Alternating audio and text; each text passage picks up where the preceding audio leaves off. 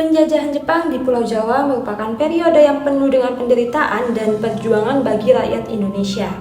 Setelah melemahnya kekuasaan Belanda akibat Perang Dunia Kedua, Jepang datang dengan janji kemerdekaan. Namun kenyataannya, mereka hanya menggantikan posisi penjajah sebelumnya dengan cara yang lebih brutal. Jepang menduduki Pulau Jawa pada Maret 1942 dan bertahan hingga 1945. Memanfaatkan situasi global yang kacau akibat perang besar yang terjadi di Eropa dan Asia. Perekonomian yang sebelumnya didominasi oleh Belanda kini beralih ke tangan Jepang, yang menuntut sumber daya alam Indonesia untuk kepentingan perang mereka. Latar belakang penjajah Jepang di Jawa bermula dari ambisi Jepang untuk menguasai wilayah Asia Tenggara guna memperkuat posisi mereka dalam Perang Pasifik. Jepang membutuhkan sumber daya alam seperti minyak, karet, dan juga rempah-rempah yang melimpah di Indonesia. Selain itu, Jepang juga ingin menguasai jalur perdagangan strategis di wilayah ini untuk memperkuat kekuatan militernya.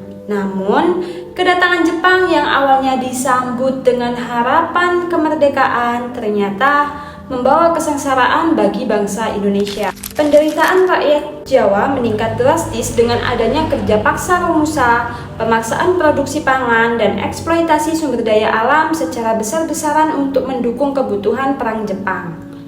Dampak penjajahan Jepang sangat mendalam bagi masyarakat di Pulau Jawa. Banyak warga yang dipaksa bekerja dalam kondisi yang sangat buruk, sementara banyak pula yang tewas akibat kekurangan makanan, penyakit, atau kerja paksa. Selain itu, kebijakan Jepang yang sangat represif seperti pelarangan kebebasan berpendapat dan pemaksaan nilai-nilai militeristik menyebabkan ketidakstabilan sosial yang besar. Meskipun Jepang akhirnya kalah pada Perang Dunia Kedua pada tahun 1945, masa penjajahan ini memberikan pengalaman yang berharga yang memicu semangat nasionalisme rakyat Indonesia untuk melawan penjajah dan memproklamasikan kemerdekaan pada 17 Agustus 1945.